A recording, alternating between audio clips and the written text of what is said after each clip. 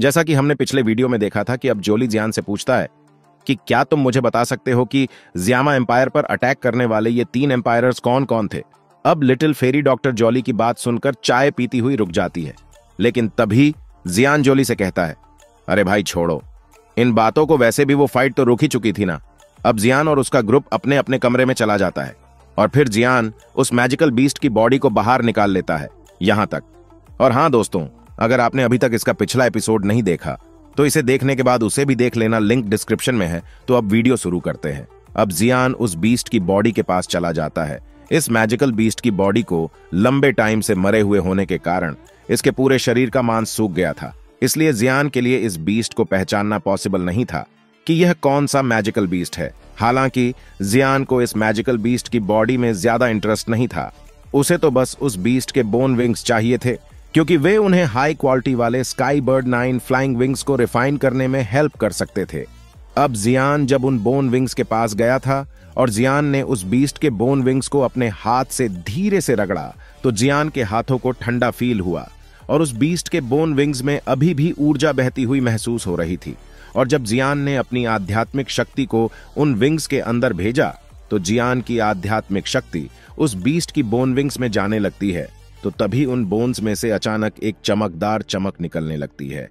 जियान की आध्यात्मिक शक्ति तुरंत एक टॉर्नाडो में एंटर करती हुई दिखाई देती है और तभी जियान की आध्यात्मिक शक्ति वहीं नष्ट हो जाती है। अब जियान यह देखने के बाद उसके फेस पर थोड़ा डर दिखाई दे रहा था। अब जियान अपने हाथ में एक स्टील की लॉन्ग स्वॉर्ड को लेकर उससे धीरे धीरे उन बोन विंग्स को उस बीस्ट की बॉडी से अलग करने लगा था, लेकिन जियान हैरान भी था क्योंकि उस बीस्ट की बॉडी से एक बूंद भी खून की नहीं निकली थी। फिर जियान ने उस बीस्ट के व्हाइट मांस को काटना शुरू कर दिया और कुछ टाइम के बाद उन बोन विंग्स को अलग कर लिया। और फिर जियान अपनी ब्लेड जैसी स्वॉर्ड से उस बीस्ट के बहुत सारे टुकड़े कर दिए थे और उस बीस्ट के इतने टुकड़े करने के बाद भी जियान को उस बीस्ट की बॉडी के अंदर से कुछ भी नहीं मिलता है और उस बीस्ट के टुकड़े करने पर वहां पर बहुत बदबू भी फैल गई थी, जिससे ऊपर छत टूट गई थी और कोई भी उस छत के नीचे खड़ा होकर बता सकता था कि ऊपर छत में से चांद को भी देख सकते थे। अब जियान उस बीस्ट की बॉडी को देखकर हैरान था और वो कहता है कि क्या ब्लैक एम्परर सेक्ट के लीडर ने इस बीस्ट को हमें देकर हमारा उल्लू बनाया है। और फिर जियान कुछ टाइम के लिए सोचता है, लेकिन जब जियान को फिर भी कोई जवाब नहीं मिलता है तो जियान एक बार फिर से उस बीस्ट की बॉडी के हिस्सों को काटने लगता है, लेकिन जियान को सफेद मांस के अलावा कुछ नहीं मिला। अब जियान इन विंग्स को देखकर मान चुका था कि चाहे इस बीस्ट के अंदर से मॉन्स्टर कोर नहीं निकला, चलो भाई कोई बात नहीं है, लेकिन इन बोन विंग्स से उसकी उन पिल्स की भरपाई हो गई है। यदि इसमें और कुछ नहीं है तो भी जो मुझे चाहिए था वो मुझे मिल ही गया है।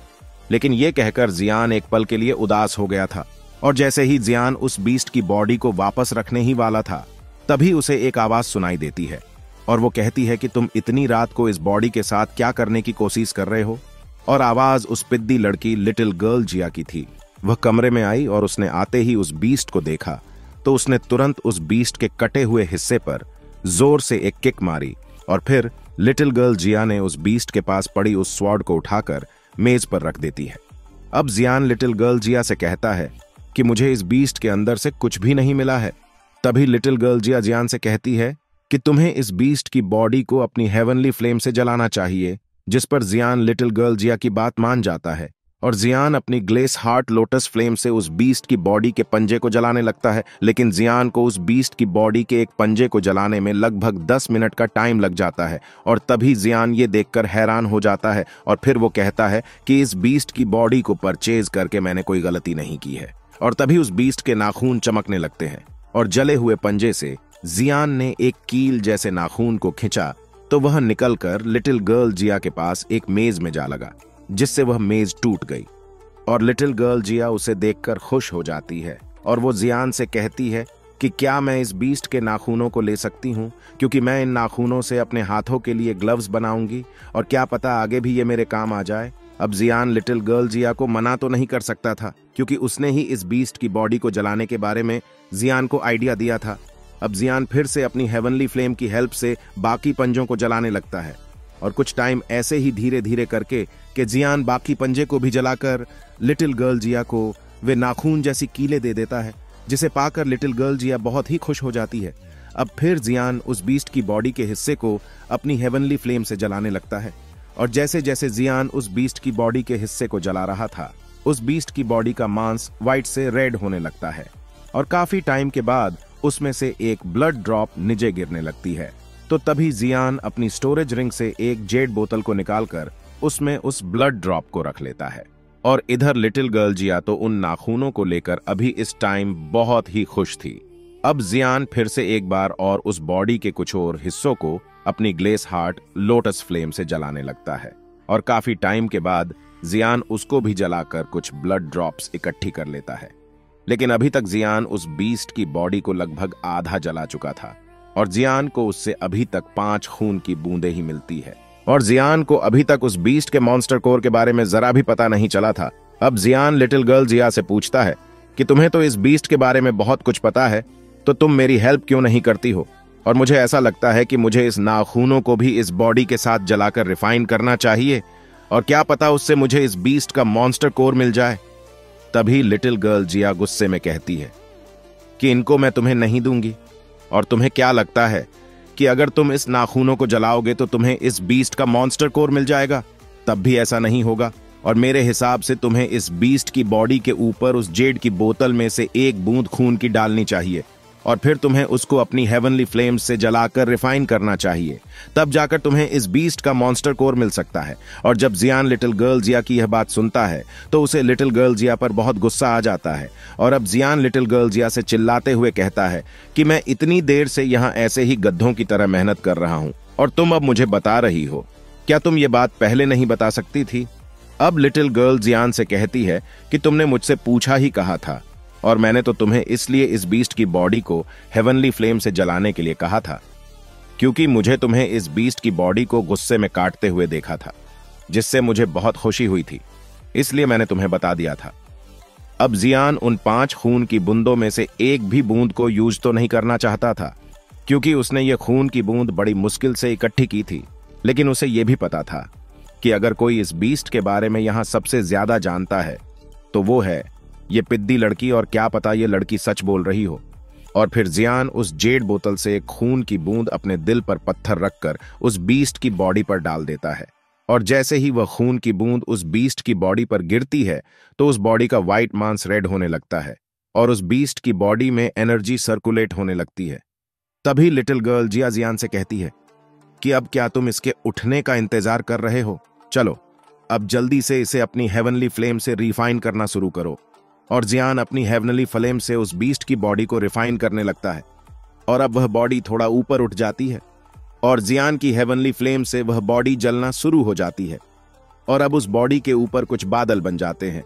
और तभी जियान उस पिद्दी लड़की को अपनी पीछे कर लेता है, और अब वह बॉडी धीरे धीरे जलकर एक रेड एनर्जी में बदल जाती है, और उस रेड एनर्जी से बहुत ही खतरनाक पावर्स निकलने लगती है, जिससे लिटिल गर्ल जिया अपने चारों ओर पर्पल कलर की सील्ड बना लेती है, और अभी के लिए उसकी आंखों से भी पर्पल कलर की एनर्जी निकल रही थी। और जब जियान लिटिल गर्ल जिया को उन बादलों की ओर देखते देखता है तो जियान कहता है कि मुझे ऐसा लगता है इस लड़की की इस बीस्ट के साथ जरूर कोई दुश्मनी होगी। और तभी वो रेड एनर्जी उन बादलों में जाने लगती है, और तभी उन बादलों से एक तेज लाइट निकलती है, और उसके बाद वह लाइट धीरे धीरे कम होने लगती है।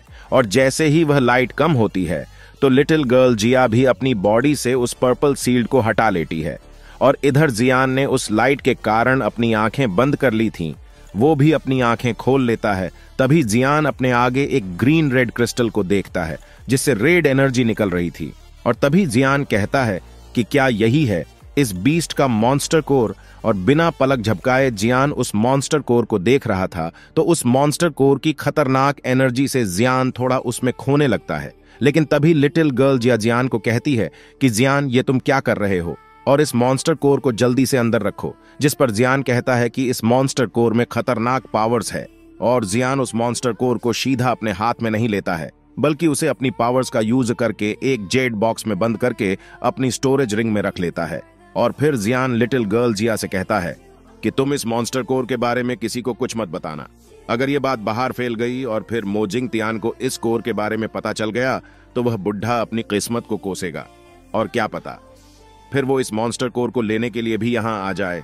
और अब जियान लिटिल गर्ल जिया को कहता है कि अब बहुत रात हो चुकी है और अब तुम्हें यहाँ से जाना चाहिए, जिस पर लिटिल गर्ल जिया वहां से चली जाती है। और अब जियान भी बहुत थक गया था और वो भी अब आराम करने के लिए अपने बिस्तर पर चला जाता है। और अब हमें सीन दिखाया जाता है जब जियान उठ गया था और वह अपनी दावकी को चेक कर रहा था, और अब की बार उसकी दावकी पहले से स्ट्रांग हो गई थी, क्योंकि जियान जब उस बीस्ट की बॉडी को रिफाइन कर रहा था तो उस बीस्ट की बॉडी से कुछ एनर्जी निकलकर जियान की बॉडी में रिफाइन हो गई थी। अब जियान अपनी दावकी चेक कर ही रहा था, लेकिन तभी उसे एक आवाज आती है कि सच में तुम्हारी दावकी बहुत स्ट्रांग है। और जब जियान गेट की ओर देखता है तो उसे वहां पर उसका सेकंड ब्रदर जॉली दिखाई देता है। और फिर जॉली जियान के पास आकर कहता है, लिटिल ब्रदर, मुझे लगता है कि शायद तुम्हारी पावर्स दोहोंग क्लास तक पहुंच गई है। जिस पर जियान एक स्माइल के साथ अपने भाई को सब बता देता है कि मैं अब दोहोंग क्लास के 4th स्टार पर हूं। अब जॉली जियान से कहता है कि मैं भी दोहोंग क्लास की पीक पर पहुंच गया हूं। तभी जियान कहता है कि माना कि अभी के लिए आप ठीक हो, लेकिन लाइफ डिवोरिंग पिल का इफेक्ट पूरी तरह खत्म करने के लिए आपको दोहोंग क्लास में ब्रेक थ्रू करना होगा। जिस पर जॉली कहता है, मैंने यहाँ तक पहुंचने के लिए बहुत मेहनत की है और मैंने अपने लेवल जल्दी जल्दी बढ़ाने के लिए जीनन एकेडमी के ब्लेजिंग स्काई क्यों रिफाइनिंग टावर में जाकर भी कल्टीवेशन की थी, इसलिए मैं यहाँ तक पहुंच पाया हूँ। तभी फिर ब्लेजिंग स्काई क्यों रिफाइनिंग टावर की एनर्जी खत्म हो गई थी, जिससे मैं और जल्दी जल्दी कल्टीवेशन नहीं कर पाया। और तभी जियान फिर से फोलन हार्ट फ्लेम को रिफाइन करने के कारण शर्मिंदा हो जाता है। और फिर जियान अपनी एक उंगली से फोलन हार्ट फ्लेम का एक टेम्परेरी सीड को अपने भाई जॉली की बॉडी के अंदर डाल देता है, जिससे पहले तो जॉली को बहुत दर्द होता है, लेकिन जॉली जानता था कि उसका भाई उसके साथ कुछ गलत नहीं करेगा। और फिर जॉली धीरे धीरे ठीक हो जाता है। और फिर जियान अपने भाई जॉली को बताता है कि इस सीड से तुम्हारी कल्टीवेशन बहुत हद तक बढ़ जाएगी, और अगर आप अपनी दावकी का यूज करके इस फ्लेम सीड को एक्टिवेट कर लेते हो तो आपको पावर्स ब्लेजिंग स्काई क्यों रिफाइनिंग टावर की कल्टीवेशन से भी फास्ट बढ़ेगी। जब आप फ्यूचर में दोहोंग क्लास में ब्रेक थ्रू कर लेंगे तो यह सीड कमजोर होकर अपने आप गायब हो जाएगा और इससे आपको कोई नुकसान भी नहीं होगा। अब यह सुनकर जियोली भी चौंक गया था और उसके चेहरे पर तभी खुशी उभर आई, क्योंकि वह नहीं जानता था कि जियान इस तरह की टेक्निक्स का भी यूज कर सकता है। लेकिन जियोली को जब याद आया कि जियान की बॉडी के अंदर हेवनली फ्लेम है तो उसकी हैरानी थोड़ी कम हो गई। और तभी एक एल्डर अचानक वहां आ जाता है और वो जियोली और जियान दोनों को देखकर कहता है कि आपको जल्दी चलना चाहिए, क्योंकि फर्स्ट एल्डर सुकियान ने आपको बुलाया है और उन्होंने कहा है कि ओल्ड यिंगशान शहर छोड़ने वाला है। अब दोनों ये सुनने के बाद वहां से चल दिए। और जब जियान और जियोली हॉल में पहुंचे तब वहां पर काफी संख्या में बहुत सारे लोग इकट्ठा हो गए थे, और यहां तक कि लिटिल फेरी डॉक्टर और लिटिल गर्ल जिया भी वहां पहले से ही पहुंच गए थे। जब फर्स्ट एल्डर सुकियान जियान को हॉल में आता हुआ देखते हैं तो उनके फेस पर एक स्माइल आ जाती है और जियान और जियोली 2 खाली कुर्सियों पर बैठ जाते हैं। और फिर वे फर्स्ट एल्डर सुकियान से पूछते हैं कि फर्स्ट एल्डर, क्या आपके पास ओल्ड यिंगशान की कुछ खबर है? जिस पर फर्स्ट एल्डर सुकियान ने थोड़ा सिर हिलाते हुए कहा कि हमें पहले जो जानकारी मिली थी उसके अनुसार ऐसा लग रहा था कि ओल्ड यिंगशान पहले ही शहर छोड़ चुका है। हालांकि कुछ अजीब बात तो है, इस बुढ़े ने अपना निशान छिपाने के लिए क्या नहीं किया, इसके बजाय वह ईस्ट गेट से बाहर चला गया जहां सबसे अधिक संख्या में लोग थे। यह भी पॉसिबल है कि ब्लैक एम्परर सिटी के कई ग्रुप्स को यह जानकारी पहले ही मिल चुकी होगी और वो लोग उस बुढ़े का गेम बजाने के लिए अभी तक निकल भी गए होंगे। अब जियान कहता है कि यह बुढ़ा अपने आप को क्यों मरवाना चाहता है और मुझे तो कुछ गड़बड़ लग रही है। और माना भले ही वह एक कुलीन दाओजोंग है, लेकिन इतने लोगों से अकेले बचना बहुत ही मुश्किल है। अब जॉली कहता है कि हमारे पंटर देखने में कोई गलती नहीं कर सकते हैं। अब फर्स्ट एल्डर सुकियान कहते हैं कि मुझे नहीं लगता कि कोई एक दाओजोंग को छेड़ने की गलती करेगा। अब जियान कहता है कि उन डेमन फ्लेम वैली के लोगों की क्या खबर है, जिस पर फर्स्ट एल्डर सुकियान सबको बताते हैं कि डेमन फ्लेम वैली के लोग उस बुढ़े ओल्ड यिंगशान का पीछा कर रहे हैं और शायद वो सही टाइम आने का वेट कर रहे हैं ताकि वे उस बुढ़े पर अटैक करके बॉडी ट्रांसफॉर्मेशन स्लाइवा को ले सके। अब इधर जियान कहता है कि यहां बैठे बैठे अंदाजा लगाने से कोई फायदा नहीं होने वाला है, हमें भी उस बुढ़े का पीछा करना चाहिए। तभी हमें वहां की सिचुएशन के बारे में पता चलेगा, जिस पर सब लोग जियान की बात पर एग्री करते हैं और जियान अपने भाई के साथ फर्स्ट एल्डर सुकियान और अपने ग्रुप के साथ अपने कुछ पंटरों को लेकर वहां से उस बुढ़े ओल्ड यिंगशान के पीछे चले जाते हैं। और इधर एक बंदा जियान और उसके ग्रुप को शोगेट के लोगों के साथ जाता देखकर ये खबर ब्लैक एम्परर सेक्ट के लीडर मो जिंगतियान को बता देता है और मो जिंगतियान यह खबर सुनकर थोड़ा परेशान हो जाता है, क्योंकि दोस्तों उसने अपने कुछ पंटरों के साथ मिलकर जियान और उसके ग्रुप पर अटैक करने का प्लान बनाया था ताकि वे लोग जियान से जोंग ब्रेकिंग पिल को ले सके। तभी क्यों ईशान कहता है कि मुझे पहले ऐसा लग रहा था जब शो गेट ने नीलामी में उस दाउ टेक्निक्स को ले लिया था कि ये मिस्टीरियस एल्केमिस्ट शो गेट को नहीं छोड़ेगा, लेकिन मुझे अब ऐसा लग रहा है जैसे शो गेट के लोगों ने वो दाउ टेक्निक्स इनको दे दी है और इसलिए यनसाओ और उसका ग्रुप शो गेट के साथ मिल गया है। अब मो या कहता है कि अब हम क्या करेंगे, क्या अब हमें इस जोंग ब्रेकिंग पिल को भूलना होगा, क्योंकि क्यों ईशान के तो बस से बाहर थी ये जोंग ब्रेकिंग पिल को रिफाइन करना। अब मो जिंगतियान भी कहता है कि पहले ही उस एक कुलीन दाओजोंग से निपटना मुश्किल था और अब तो उनके पास दो दो दाओजोंग हो गए हैं। अब क्यों ईशान मो जिंगतियान से कहता है कि क्या आप उस बुढ़े के बारे में जानते हो, वो कहाँ है। अब मो जिंगतियान एक स्माइल के साथ कहता है कि तुम्हें क्या लगता है कि हमारा ब्लैक एम्परर सेक्ट ऐसे ही किसी को भी बॉडी ट्रांसफॉर्मेशन स्लाइवा को ले जाने देगा? अगर हमें उस बॉडी ट्रांसफॉर्मेशन स्लाइवा से बॉडी ट्रांसफॉर्मेशन कोर के बारे में थोड़ी सी भी जानकारी मिल जाती तो हम उसे नहीं बेचते। अब ओल्ड यिंगशान पर बहुत सारे एक्सपर्ट्स अटैक करने के बाद एक दूसरे को मार डालेंगे और जब उनमें से कुछ लोग बचेंगे तो हम उनको मारकर फिर से बॉडी ट्रांसफॉर्मेशन स्लाइवा को पालेंगे।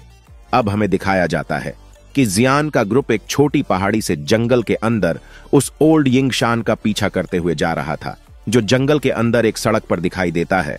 और दोस्तों यहां इस टाइम जियान के ग्रुप में शो गेट के लोग भी है और सब लोगों को ऐसा लग रहा था जैसे ये बुढ़ा नसें फूंक कर अपने ही मजे में चलता जा रहा है। अब जियान और उसका ग्रुप पहाड़ी के ऊपर से ओल्ड यिंगशान पर नजर रखे हुए था और अब धीरे धीरे ओल्ड यिंगशान के पीछे बहुत सारे एक्सपर्ट्स लग जाते हैं, जिस पर जियान कहता है कि डेमन फ्लेम वैली पर भाई थोड़ा ध्यान रखना चाहिए। अगर वो लोग चुपके से इस जंगल में घुसकर छुप गए तो हमारे लिए बहुत प्रॉब्लम्स हो सकती है। अब 10 से ज्यादा एक्सपर्ट्स ओल्ड यिंगशान का पीछा कर रहे थे, लेकिन उनमें से कोई भी अभी अटैक नहीं कर रहा था। अब इधर जियान उस बुढ़े को ध्यान से देखकर कहता है कि मुझे इस बुढ़े में कुछ गड़बड़ लग रही है, लेकिन यह पता नहीं चल रहा है कि आखिरकार प्रॉब्लम क्या है। अब कुछ टाइम वे एक्सपर्ट्स जो उस बुढ़े ओल्ड यिंगशान का पीछा कर रहे थे, उनमें से एक दोहोंग क्लास का एक्सपर्ट्स था और बाकी के ऐसे ही टट्टू पंजू एक्सपर्ट्स थे। और कुछ टाइम के बाद वे एक्सपर्ट्स ओल्ड यिंगशान का गेम बजाने के लिए उसे घेर लेते हैं, लेकिन ओल्ड यिंगशान अपने एक हाथ के इशारे से ही उन सब का काम तमाम कर देता है। और जिन लोगों के पास अभी कुछ बड़ी पावर्स थी वो लोग अभी ओल्ड यिंगशान पर अटैक नहीं कर रहे थे, बल्कि वे सही मौके का वेट कर रहे थे। तभी एक लल्लू लाल की आवाज आती है और वो एक्सपर्ट्स कहता है कि मुझे ये बॉडी ट्रांसफॉर्मेशन स्लाइवा चाहिए, क्योंकि मैं इसके अंदर से इस बॉडी ट्रांसफॉर्मेशन हार्ट की इंफॉर्मेशन को पाकर एक दाओशेंग बन जाऊंगा। और वो अपने पंटरों को ऑर्डर देता है, जिससे उसके पंटर बहुत सारे तीर उस बुढ़े की ओर छोड़ देते हैं और इतने सारे तीर को अपनी ओर आता देखकर उस बुढ़े को घंटा फर्क नहीं पड़ता है। लेकिन जैसे ही वे तीर ओल्ड यिंगशान के पास आने वाले थे, उससे पहले ही वो सारे तीर हवा में ही खत्म हो जाते हैं। अरे भाई, अगर एक दाओजोंग इन 2 टके के तीरों से मार जाता तो फिर उसका एक दाओजोंग एक्सपर्ट्स होने का क्या फायदा होता। और तभी ओल्ड यिंगशान अपने पावर्स का यूज करके एक पिलर अटैक बना लेता है और उन लोगों पर कर देता है। और उस अटैक से जो भी दोहोंग क्लास के एक्सपर्ट्स थे वे ही बच पाते हैं, वरना सब उस पिलर अटैक से टकराकर खून की उलटियां करते करते मर जाते हैं। अब इधर लिटिल फेरी डॉक्टर भी कहती है कि मुझे भी इस बुढ़े में कुछ अजीब सा फील हो रहा है। और जैसे ही जियान लिटिल फेरी डॉक्टर को ऐसा बोलते देखता है तो जियान अपनी आध्यात्मिक शक्ति को पूरे जंगल में फैला देता है, जिससे जियान को सभी लोग दिखाई देने लगते हैं। लेकिन जब जियान की आध्यात्मिक शक्ति जंगल के दूसरी जगह जाती है तो वहां डेमन फ्लेम वैली के कुछ लोग दिखाई देते हैं और जियान की आध्यात्मिक शक्ति से एक और आध्यात्मिक शक्ति टकरा जाती है और तभी जियान की आंख खुल जाती है। लेकिन जियान को उसकी आंखें खुलने से पहले एक धुंधली परछाई दिखाई देती है। तभी जियान कहता है कि मुझे लगता है कि ये आध्यात्मिक शक्ति उस भूरे कपड़े वाले आदमी की होगी, जिस पर लिटिल फेरी डॉक्टर जियान से पूछती है कि क्या तुम ठीक हो, जिस पर जियान कहता है कि हाँ मैं ठीक हूं। और फिर जियान अपनी आध्यात्मिक शक्ति को उस ओल्ड यिंगशान के चारों ओर फैला देता है और फिर जियान उस बुढ़े के चारों ओर लगी हुई सील्ड में अपनी आध्यात्मिक शक्ति से ड्रिलिंग करने लगता है ताकि उस सील्ड को तोड़कर उसमें गुस्सा जा सके। और लगभग 2 मिनट के बाद ड्रिल करने के बाद जियान की आध्यात्मिक शक्ति उसके अंदर घुस जाती है और फिर जियान कहता है कि ये बुढ़ा कितना चालाक है। इसे क्या लगा था कि हमें इसके बारे में कुछ पता नहीं चलेगा। और इसी के साथ ही आज का यह एपिसोड खत्म होता है। अगर आप सभी अगला एपिसोड चाहते हो, वीडियो को लाइक और चैनल को सब्सक्राइब कर लो। तो फिर मिलते हैं अगली वीडियो में। तो अभी के लिए बाय बाय दोस्तों।